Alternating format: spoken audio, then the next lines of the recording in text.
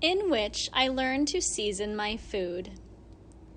The fire warden made a fire sometime in the colder hours of the night. At dawn, he was asleep beside the white smoldering ashes. I crawled back to the gorge, fed Frightful rabbit bites, and slipped back to the edge of the meadow to check a box trap I had set the day before. I made it by tying small sticks together like a log cabin. This trap was better than the snares or deadfalls. It had caught numerous rabbits, several squirrels, and a groundhog. I saw as I inched toward it that it was closed. The sight of a closed trap excites me to this day. I still can't believe that animals don't understand why delicious food is in such a ridiculous spot. Well, this morning I pulled the trap deep into the woods to open it. The trapped animal was light. I couldn't guess what it was. It was also active, flipping and darting from one corner to the next. I peeked in to locate it so that I could grab it quickly behind the head without getting bitten. I was not always successful at this and had scars to prove it. I put my eye to the crack. A rumpus arose in the darkness. Two bright eyes shone, and out through that hole that was no wider than a string bean came a weasel.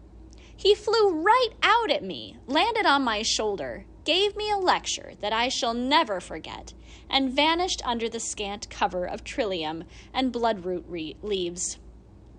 He popped up about 5 feet away and stood on his hind feet to lecture me again. I said, "Scat!" So he darted right to my knee, put his broad, furry paws on my pants, and looked me in the face.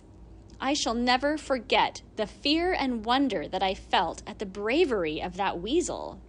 He stood his ground and berated me. I could see by the flashing of his eyes and the curl of his lip that he was furious at me for trapping him.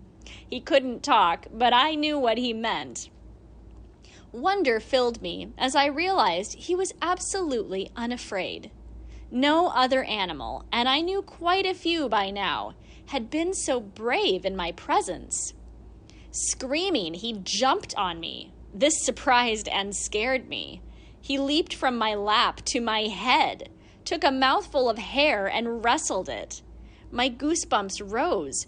I was too frightened to move. A good thing, too, because I guess he figured I was not going to fight back, and his scream of anger changed to a purr of peace. Still, I couldn't move. Presently, down he climbed, as stately as royalty, and off he marched, never looking back. He sank beneath the leaves like a fish beneath the water. Not a stem rippled to mark his way. And so the Baron and I met for the first time, and it was the beginning of a harassing but wonderful friendship. Frightful had been watching all of this. She was tense with fright.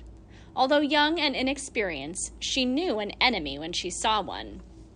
I picked her up and whispered into her birdie-smelling neck feathers, "You wild ones know." Since I couldn't go home, I decided to spend the day in the marsh down to the west side of the mountain.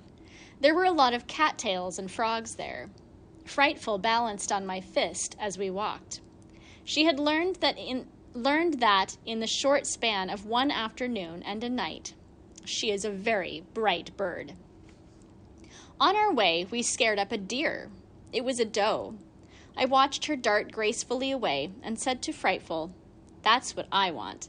I need a door for my house, tethers for you, and a blanket for me. How am I going to get a deer?" This was not the first time I had said this.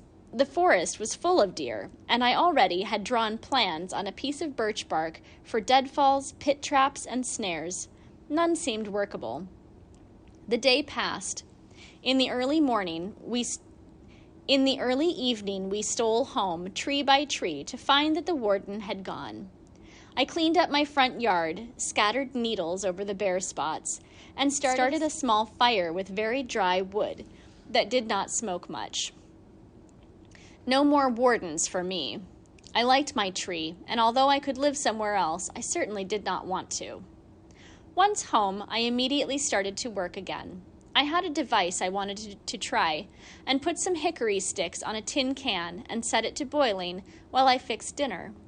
Before going to bed, I noted this on a piece of birch bark. This night I am making salt.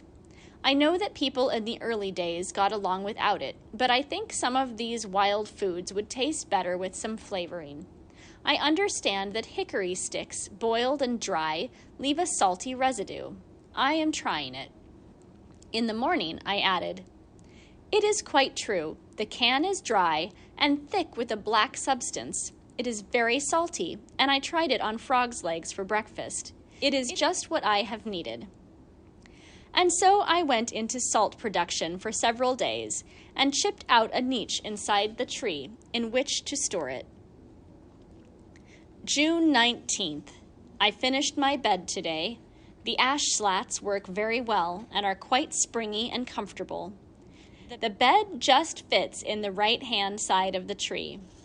I have hemlock boughs on it now, but hope to have a deer hide soon. I am making a figure 4 trap as tall as me with a log on it that I can barely lift. It doesn't look workable. I wish there was another way of getting a deer. June 20.